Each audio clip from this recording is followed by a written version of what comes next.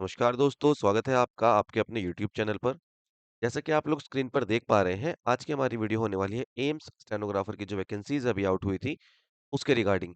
आज की इस वीडियो में हम बात करने वाले हैं कि किन-किन स्टूडेंट्स को ये फॉर्म फिल करना चाहिए क्योंकि इसकी जो एप्लीकेशन फीस है वो काफ़ी ज़्यादा है और किन स्टूडेंट्स का ये फॉर्म भरना ठीक रहेगा और किन के सिलेक्शन के चांसेस ज़्यादा रहेंगे इस एग्ज़ाम में, ये सारी बातें और किस तरीके से आपको इस एग्ज़ाम की तैयारी करनी है, ये सारी बातें इस वीडियो में होने वाली है।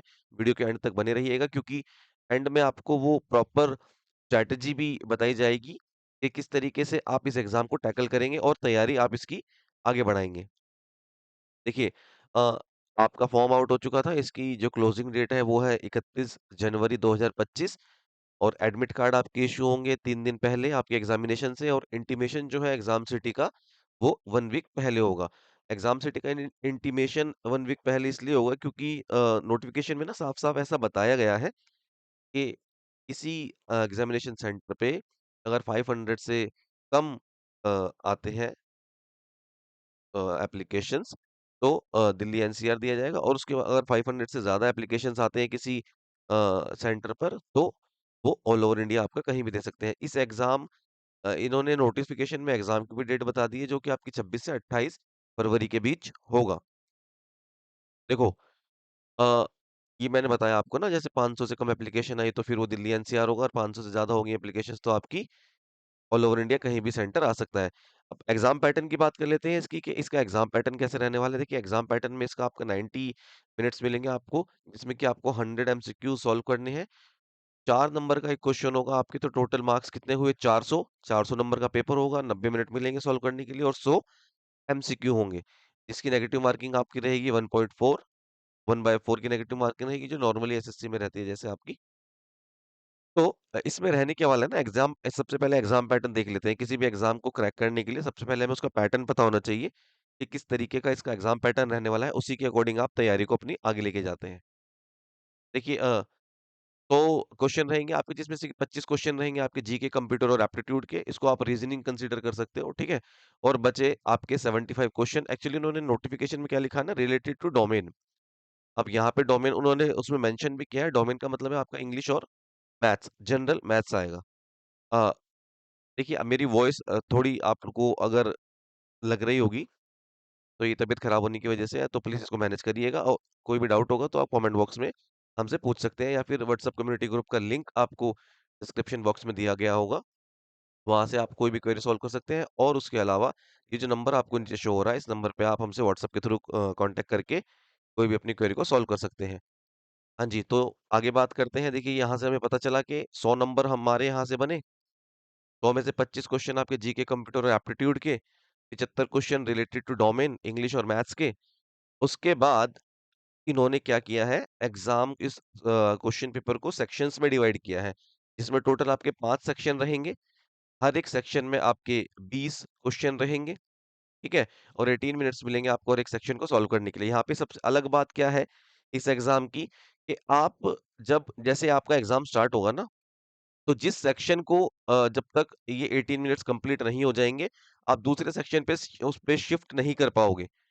और एक बार अगर 18 मिनट का टाइम पूरा हो गया तभी आप दूसरे सेक्शन पे शिफ्ट करेंगे और आप पिछले प्रीवियस सेशन में जाके वहाँ पर कुछ एडिट भी नहीं कर सकते। तो 18 मिनट के अंदर आपको जो क्वेश्चन आपने सॉल्व किए, जो आपने एडिट करके रीचेक किए, वही आपका माना जाएगा। जैसे डीएसएसबी में होता है आपका एग्ज़ाम ना।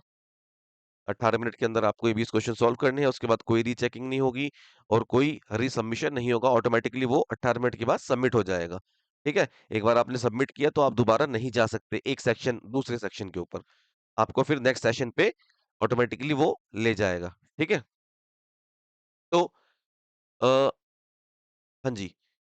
करंट सेशन जो आपका एक्टिव है ना, जो मैं ये बता रहा था आपको यहाँ पे कि 18 मिनट का जो सेशन है, जो आपका करंट सेशन एक्टिव रहेगा, आपके जो भी चेंजेज़ आप उसी में कर पाएँगे। मतलब जो आपको 18 मिनट के लिए आप एक सेशन पर रहेंगे ना, वहीं पर आप चेंजेज़ कर सकते हैं।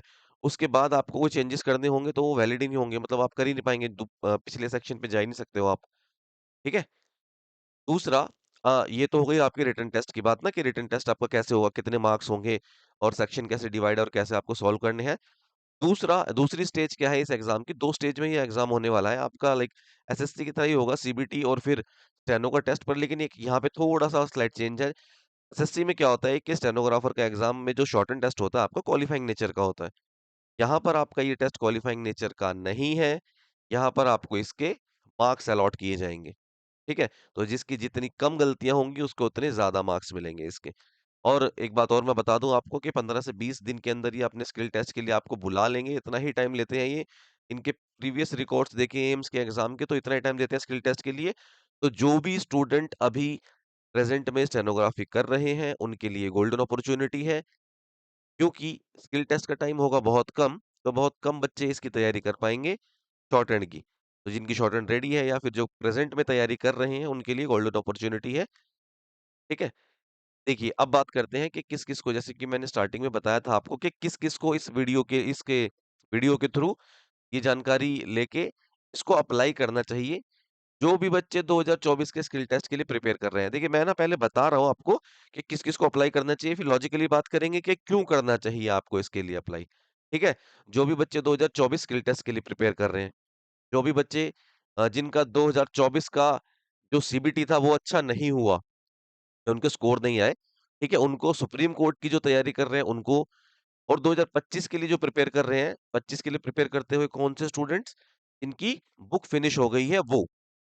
ये सभी के सभी इन सभी को अप्लाई करना चाहिए। देखिए फीस आई नो इसकी फीस ज़्यादा है, पर लेकिन बहुत सारे स्टूडेंट्स इसको अप्लाई नहीं कर पाएँगे, क्योंकि इसकी फीस उन्होंने बहुत ज़्यादा रखी है। हाँ, एक यहाँ पर छोटी-सी रिबेट ये है कि एससी-एसटी स्टूडेंट्स जो है उनको 2400 जो पे करने हैं वो उनके रिवर्ट हो जाएँगे ना।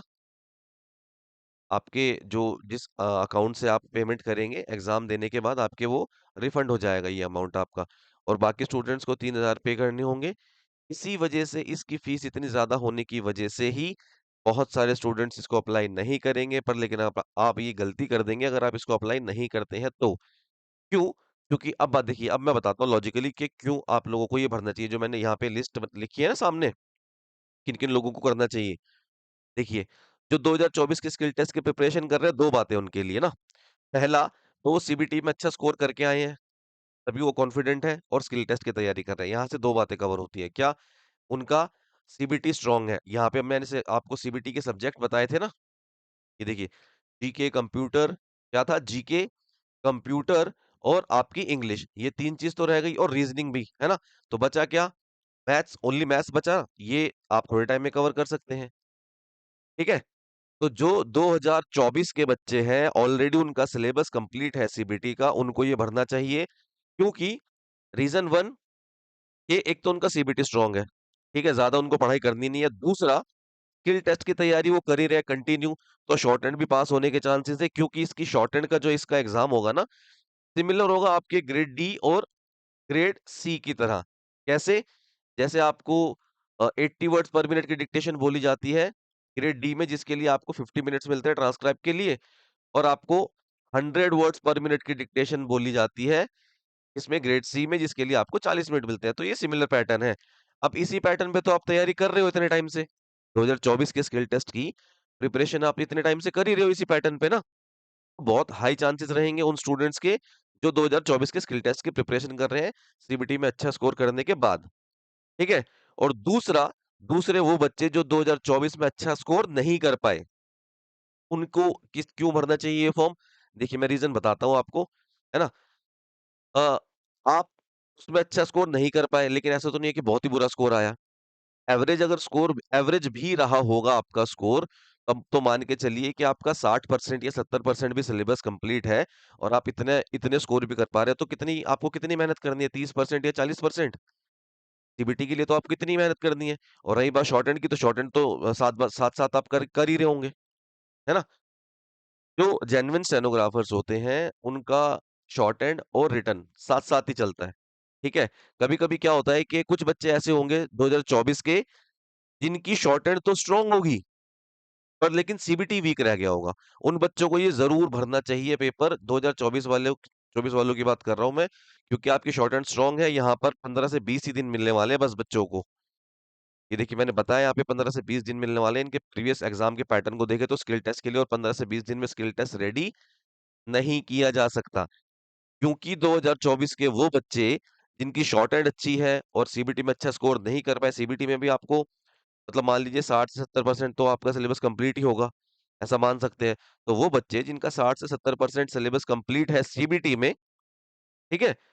और उनकी शॉर्टहैंड अच्छी है, उनको ये ज़रूर अप्लाई करना चाहिए, गोल्डन चांस है आप लोगों के लिए सिलेक्शन का, ठीक? तीसरा तीसरा ये हम 2 पॉइंट हो गए हमारे, 24 के एक तो स्किल वाले और 24 के जो सीबीटी में अच्छा स्कोर नहीं कर पाए और जिनकी शॉर्टहैंड अच्छी है, ठीक है? तीसरा है हमारा सुप्रीम कोर्ट वाले एग्ज़ाम का। जिन बच्चों का सुप्रीम कोर्ट का एग्ज़ाम है, उनको शॉर्टहैंड की तो तैयारी करनी होगी। अभी 21 तारीख को उनका टाइपिंग का टेस्ट, तो टाइपिंग तो उनकी वहाँ से ठीक हो जाएगी। अब जो बच्चा टाइपिंग टेस्ट जिसने भी सुप्रीम कोर्ट का एग्ज़ाम फ़िल किया होगा, शॉर्टहैंड की भी तैयारी करेगा वो, है ना? और उससे पहले रिटन की भी तैयारी कर ही रहा होगा जिसमें इंग्लिश आती है, जीके भी आती है आपकी थोड़ी बहुत, है ना?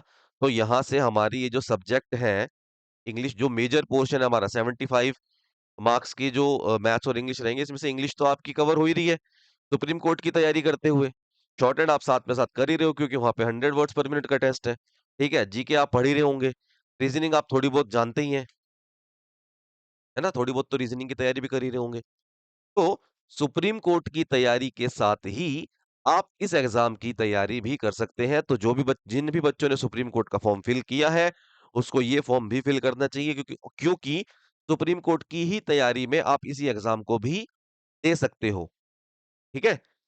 ये बच्चे हो गए और उसके अलावा थोड़े से अब वो बच जाते हैं बच्चे जो 2025 के लिए प्रिपेयर कर रहे हैं। अब देखिए 2025 के लिए प्रिपेयर करने वाले बच्चों में वो बच्चे आ जाते हैं अ, उन बच्चों की मैं बात कर रहा हूँ कि जिनका सीबीटी तो अभी उनको ख़ैर करना ही है या थोड़ा बहुत आता ही है या किसी वजह से इस साल उनका सीबीटी नहीं हुआ, है ना? या फिर वो बच्चे जो जिनकी बुक फिनिश हुई है अभी, वो अप्लाई कर सकते हैं इसके लिए। ऐसा तो नहीं कह सकते कि बहुत ज़्यादा चांसेस रहेंगे पर लेकिन हाँ, अगर आप मेहनत करते हैं अभी सीबीटी के लिए और उसके लिए आपकी शॉर्ट एंड के लिए, तो तैयारी हो सकती है, ठीक है? तैयारी हो सकती है, अभी आपके पास 2-3 महीने का टाइम है, अगर आपकी बुक फिनिश है, आप 60-70 मतलब ऐसा नहीं कि बिल्कुल ही ज़ीरो लेवल से 60-70 इतनी स्पीड अगर आप लिख रहे हैं तो 80 वर्ड्स पर मिनट के लिए तो आप जा सकते हैं, ठीक है? 80 वर्ड्स पर मिनट के लिए तो आपको जाना चाहिए, ग्रेड डी के लिए जो स्टेनोग्राफर का फॉर्म है, वो आपको ज़रूर भरना चाहिए। बाकी ये जो 3 मैंने ऊपर बताए ना, कौन-कौन से? 2024 स्किल टेस्ट जो प्रिपेयर कर रहे हैं, 2024 जो सीबीटी में अच्छा स्कोर नहीं कर पाए या फिर जो सुप्रीम कोर्ट का एग्ज़ाम की तैयारी कर रहे हैं, ये 3 आप लोगों को स्टेनोग्राफर वाला और पीए वाला जो ये 2 टेस्ट होते हैं ना आपके 80 वर्ड्स पर मिनट और 100 वर्ड्स पर मिनट, ये एग्ज़ाम आपको ज़रूर फ़िल करने चाहिए। आपके बहुत हाई चांसेस रहेंगे सेलेक्ट होने के क्योंकि चीज़ें आपकी कवर हो रखी हैं पीछे। जो बच्चे हमारे साथ प्रिपेयर कर रहे हैं, देखिए उनका तो शॉर्टहैंड का एकदम कॉन्फिडेंस हाई है। उन बच्चों को तो मैं रिकमेंड करूँगा और जो हमारे चैनल के थ्रू हमारी गाइडेंस फ़ॉलो करते हैं जो स्टूडेंट्स हमारे पास डेली फ़ोन आते हैं कि सर गाइडेंस के लिए तो जो भी बच्चे सब्सक्राइबर हैं हमारे और जो गाइडेंस फ़ॉलो करते हुए आगे बढ़ रहे हैं और शॉर्टहैंड में अपने आप को इम्प्रूव कर रहे हैं, साथ ही साथ सीबीटी की आपकी तैयारी अच्छे से हो पा रही है, उन बच्चों को मैं ज़रूर रिकमेंड करूँगा ये फ़ॉर्म फिल करिए, जो बच्चे ये 3 क्राइटेरिया पूरे कर रहे हों, ठीक है? जो 2025 वाले बच्चे जिनकी बुक खत्म हुई है, आप लोग खाली स्टेनो स्टेनोग्राफर का फ़ॉर्म अप्लाई करिए जो 80 वर्ड्स पर मिनट वाला आपका एग्ज़ाम होगा ना, ये बेनिफिशियल रहेगा आपके लिए क्योंकि 100 वर्ड्स पर मिनट की स्पीड के लिए जाना अभी मुश्किल है। टाइम की वजह से, टाइम हमारे पास कम है, ओके? तो ये सारी बातें थी आप लोगों को जो बतानी ज़रूरी थी। एक्चुअली क्या होता है स्टूडेंट बहुत ज़्यादा डायलेमा में होते हैं कि सर एग्ज़ाम की फ़ीस बहुत ज़्यादा है, हम कैसे इसके लिए अप्लाई कर सकते हैं? फ़ीस ज़्यादा एक्चुअली है भी इसकी एग्ज़ाम की ना ₹3000 बहुत ज़्यादा होते हैं। पर लेकिन जो एससी-एसटी स्टूडेंट्स हैं उनकी तो रिफंड हो जाएगी। आप लोगों को तो ज़रूर अप्लाई करना चाहिए इसके लिए, ठीक है? जो आपके 2400 है तो रिफंड हो जाएँगे, वो नोटिस में मेंशन भी है ना। अगर आप एग्ज़ाम में अपीयर होते हो तो आपकी जो फ़ीस है, आप रिफंड हो जाएगी आपकी, तो आप लोगों को ज़रूर भरना चाहिए ये फ़ॉर्म और बाकी लोगों को भी भरना चाहिए, जो पहले 3 क्राइटेरिया पूरे करते हैं, उनको तो 100% ये फ़ॉर्म फिल करना चाहिए और उसके अलावा जो 2025 के बच्चे हैं, आप भी जाइए स्टेनोग्राफर फ़ॉर्म के लिए इसको फिल करिए। ओके, आई होप ये वीडियो आप लोगों को अच्छी लगी हो, वीडियो आप लोगों को पसंद आई हो तो इसे लाइक कीजिए, शेयर कीजिए, चैनल को सब्सक्राइब करिए और इस एग्ज़ाम की तैयारी के रिगार्डिंग आपकी और कोई क्वेरी हो या कोई डाउट हो, तो आप कमेंट बॉक्स में हमसे पूछ सकते हैं। या फिर आप हमारे डिस्क्रिप्शन में व्हाट्सएप कम्युनिटी ग्रुप का लिंक है, उसके थ्रू हमसे कॉन्टैक्ट भी कर सकते हैं।